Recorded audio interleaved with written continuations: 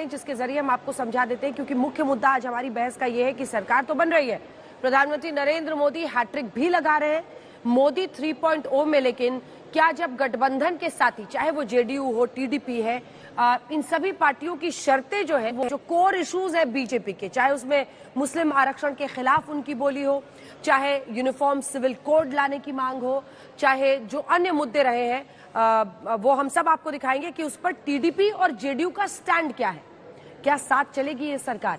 लेकिन उससे पहले ये रिपोर्ट।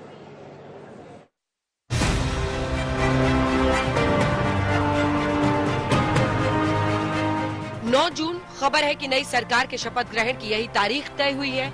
नरेंद्र मोदी एनडीए सरकार की अगुवाई करेंगे और तीसरी बार प्रधानमंत्री बनेंगे।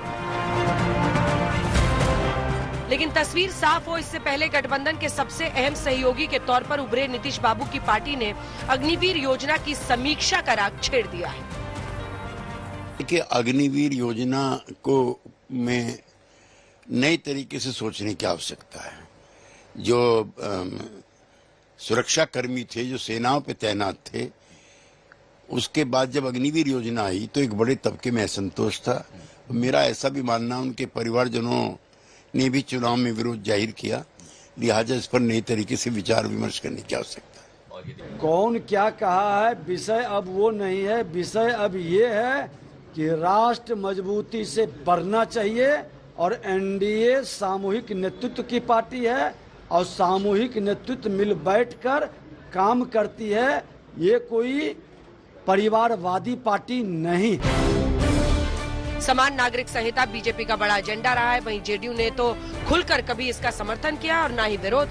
आज भी पार्टी उसी स्टैंड पर कायम है कि चर्चा होनी चाहिए। वहीं टीडीपी जब गठबंधन से बाहर थी तो विरोध कर रही थी, लेकिन अब कह रही है कि देश के लिए जो ठीक होगा उसी के साथ रहेंगे। हम लोग एनडीए के साथ हैं, पूरी मजबूती के साथ हैं और पूरी मजबूती के साथ एनडीए के साथ रहेंगे। बाकी इश्यूज में हम we are open for negotiation. In case देश का इंटरेस्ट में है तो हम बातचीत करके लार्जर इंटरेस्ट कंसिडरेशन करके जो अच्छा है वो करने के लिए हम तैयार हैं।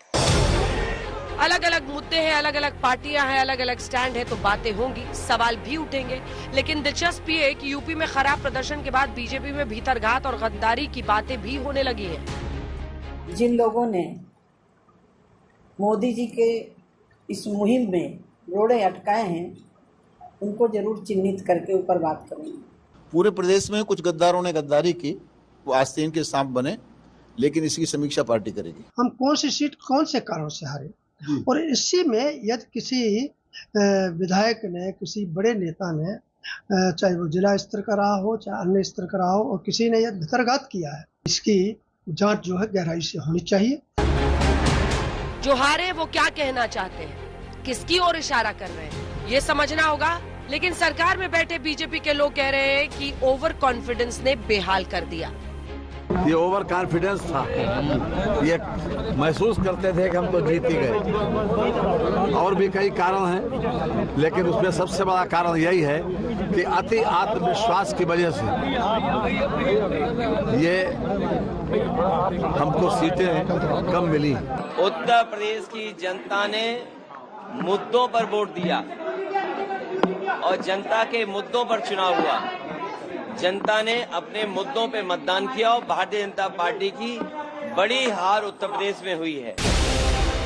राम जाने कौन ओवर कॉन्फिडेंस में था, किसने गद्दारी की, समीक्षा बीजेपी को करनी है। लेकिन इसी के साथ